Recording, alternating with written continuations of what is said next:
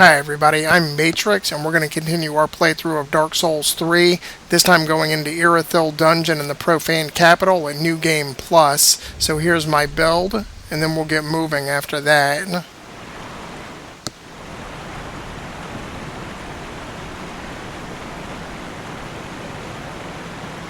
And I spent up some of my souls from the last video buying up stuff in the Nexus, or the Firelink Shrine.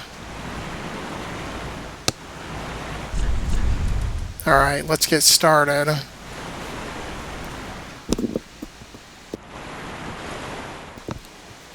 So where we're going is here in this building. There's the sewer from Irithyll, and then the building we're going to is up here.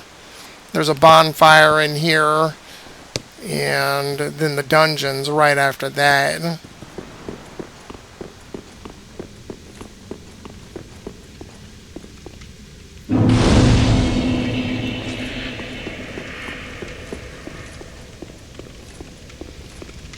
So there's a stairway on the left here that I'm looking down, and you can see these Irithyll slaves, but if you go too far forward again on the left, there's an Irithyll knight down there, so I always drop off down here and take a safer passage from the bottom. There's more Irithyll slaves behind me down here that shoot magic at you, but they're less to deal with than an Irithyll knight.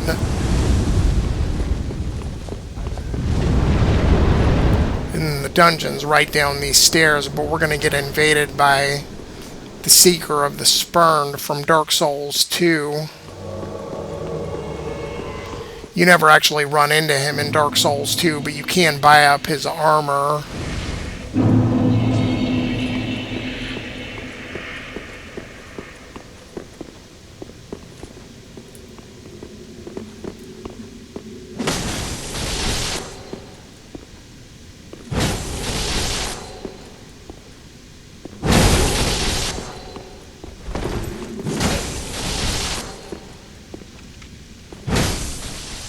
Oh, he had a lot of HP. And then there's another bonfire right down here. See? I don't know why they put them right on top of each other like that, but we get into the jail here, and it's reminiscent of the Tower of Latria from Demon's Souls. You gotta be careful about the jailers.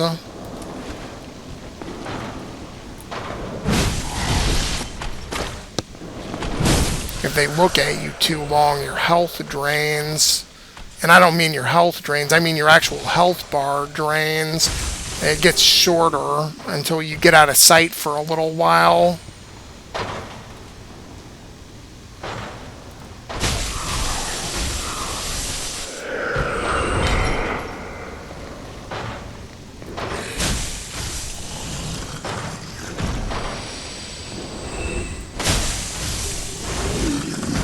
I don't want these guys messing with me when this jailer approaches.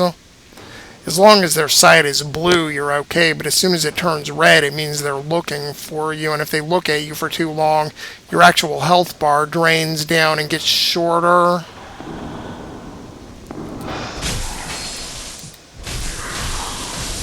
Just like you can see mine was doing right there when my sword bounced off the wall. It'll lengthen again in just a second. We gotta go through here. I'm gonna grab a key, and then we're just gonna jump down and take a shortcut to get out of here. See my health bar lengthening again.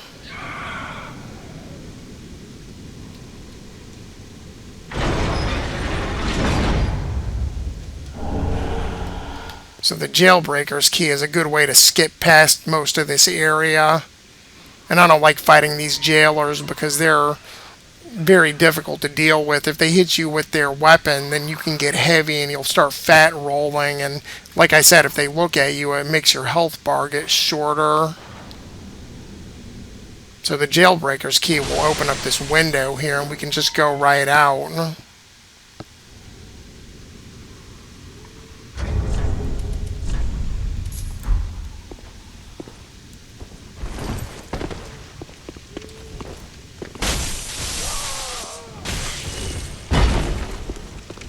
These jailers here you can roll into and they'll stagger.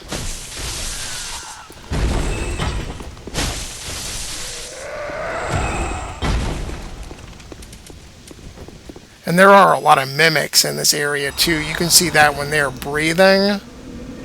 And I think he's got an Estus shard inside, but we'll test that and see.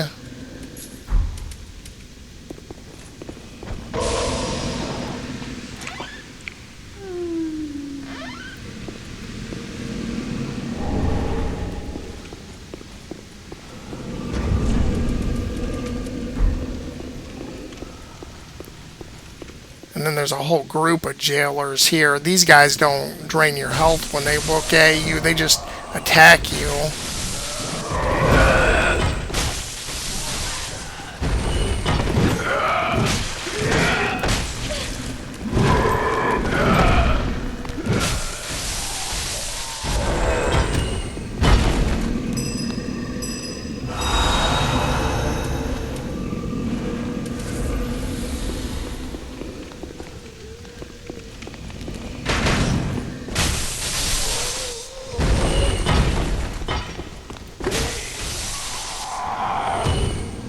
You drop down right here and there's a sleeping giant standing here, but he won't bother you as long as you leave him alone. We have to go into a sewer tunnel with some rats. And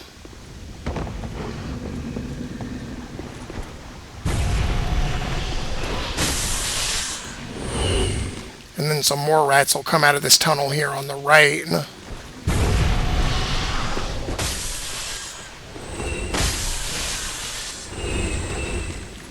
And then there's some big rats down here into the bottom layer of the dungeon.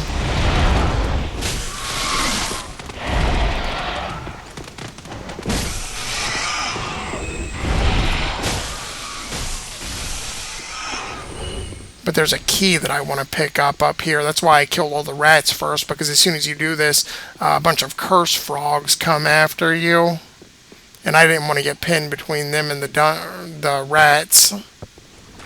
One of these chests is a mimic. I think it's that one. And the dark clutch ring is inside it. Yeah, I can see it breathing. The old cell key is in here, and then we can rescue the Onion Knight with it. But as soon as we run back down, you see all these curse frogs jump out.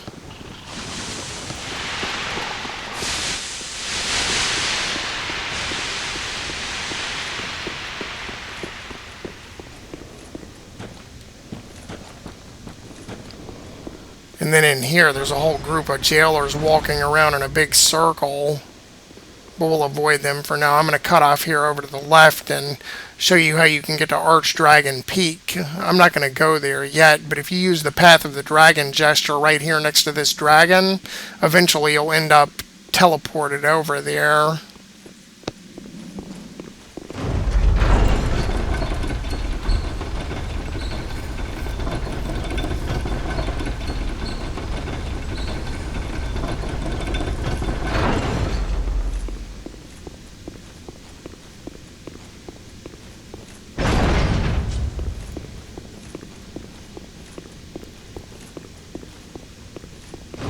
And then to get Lightning Blade, you ride this elevator either up or down, and you can see it right there on the window ledge.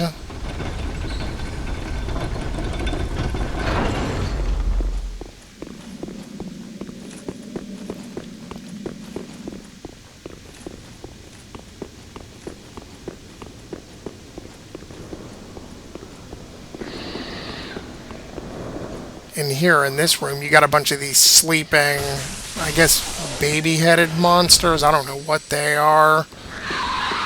But you can also pick up the Profaned Coal.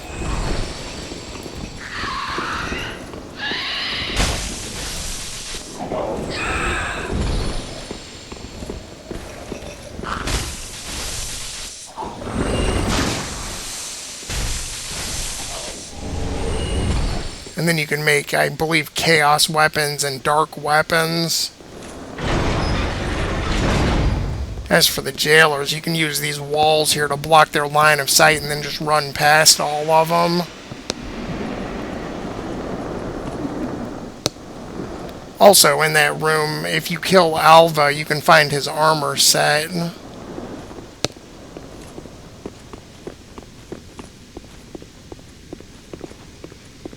And then running across this bridge, you can see a gargoyle sitting on the wall over there. I think he's gonna, yeah, he gets in my way, so I'm gonna fight with him.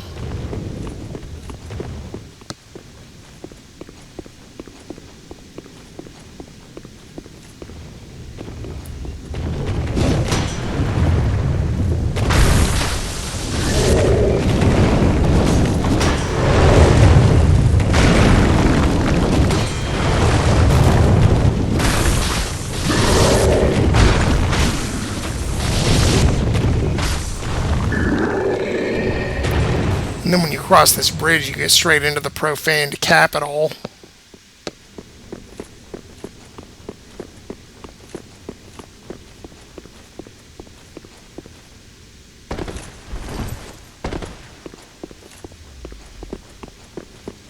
And there's a ladder here with a bonfire, and you can also get a new gesture and an undead bone shard off of a body up here.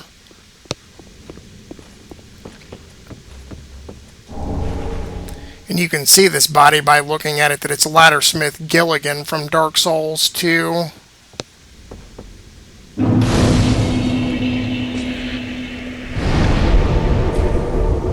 I could go straight to the boss, but I want to rescue the Onion Knight first, so I'm going to go back this way and drop out of this hole in the wall.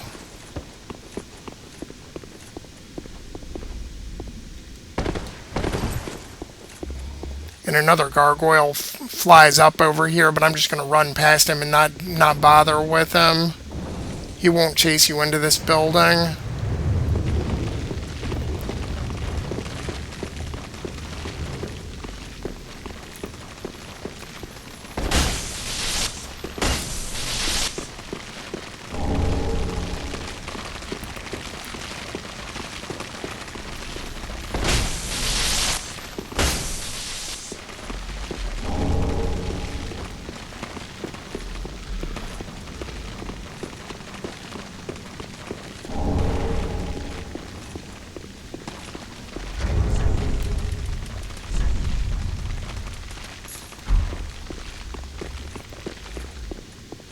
So this is a toxic swamp, and you can find the curse bite ring down here if you drop down from where I entered from and go right. And you can see a lot of these spider women resting in the water. But I'm going to try to run past all of these enemies.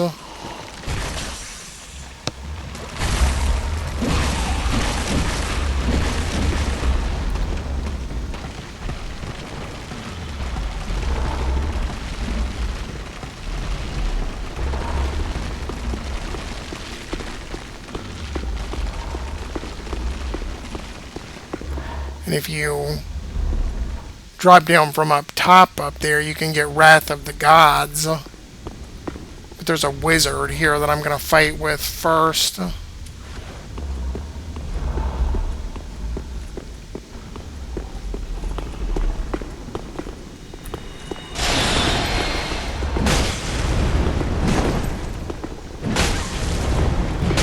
I really hate this guy.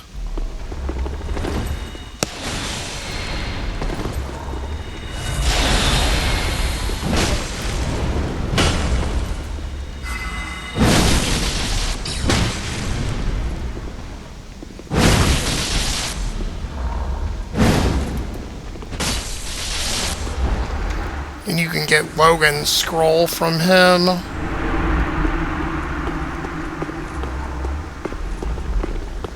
If you drop out this window, you can get Wrath of the Gods down there. But what I really came up here for was to jump through this window. And we can rescue the Onion Knight.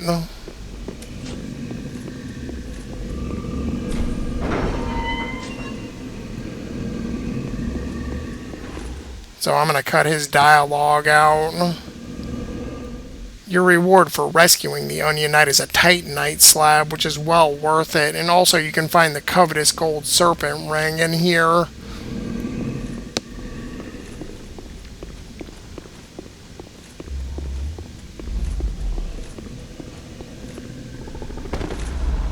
And if you go up the stairs up there, you can get another cell key and you can rescue the witch Carla. And you can learn dark miracles from her.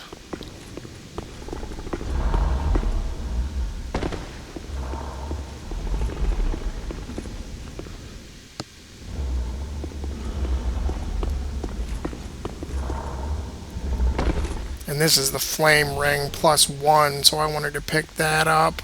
I'm just going to warp back to the bonfire from here.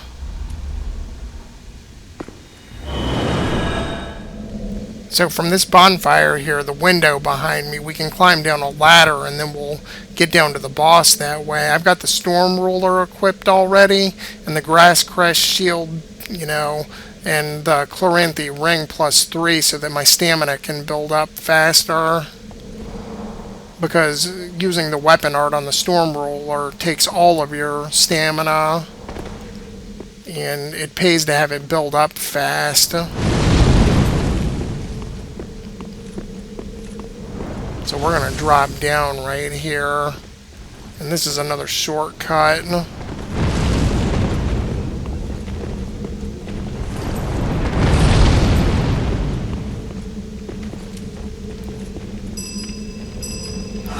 Since we rescued the Onion Knight, he'll help us with the boss in this area.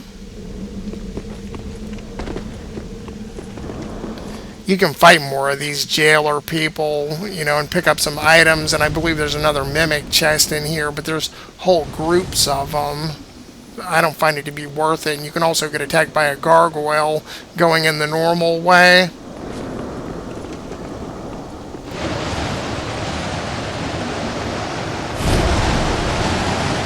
Alright, let's do this.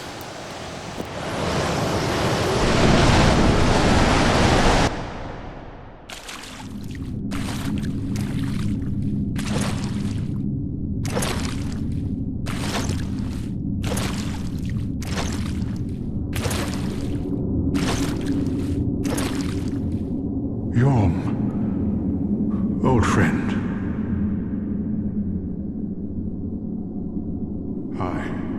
Siegward of the Knights of Catarina, have come to uphold my promise. Let the sun shine upon this Lord of Cinder.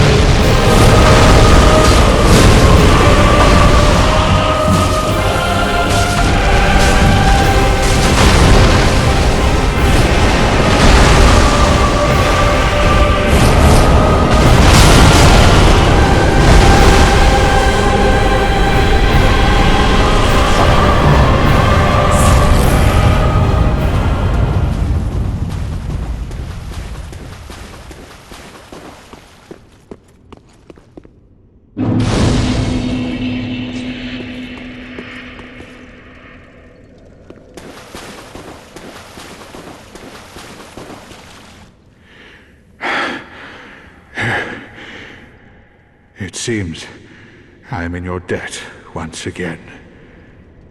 My thanks. I could have not kept my promise without you. Now, for a final toast. To your valor, and my old friend Yhorm. Long may the sun shine!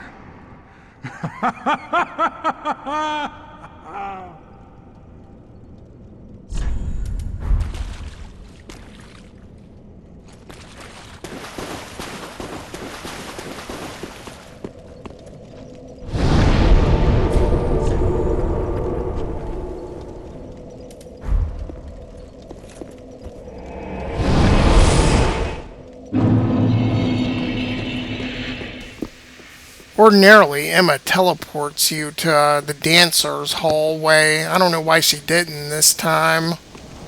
I must have missed something. But that's going to do for this video. I think I'll see everybody again next time when we continue. Thank you for coming with, and I'll see everybody soon.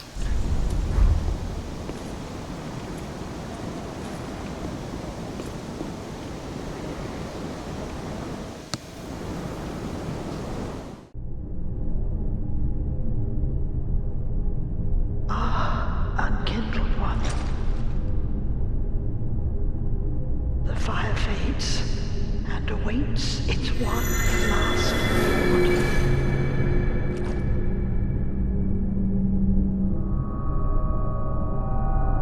Prince Lothric is in your hands.